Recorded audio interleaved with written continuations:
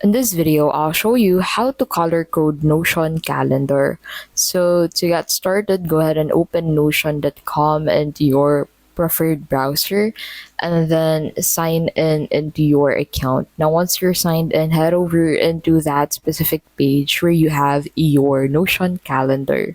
So go ahead and head over there and then set this to calendar mode and then open or create Notion database in here. So basically, this calendar already have a database and the dates are already set for this. So in your database, click on plus to add a new property and choose multi-select and name it something like category or type. So as you can see, I already have that on my database. So on the type, you can go ahead and select the type of task. So on your database, you need to add options like work, personal, urgent, school with the color assignments, and Notion will automatically assign colors to each tag. You can also select colors for each tag. Now assign tags to calendar entries. So click on any calendar item in the category property and select the appropriate tags.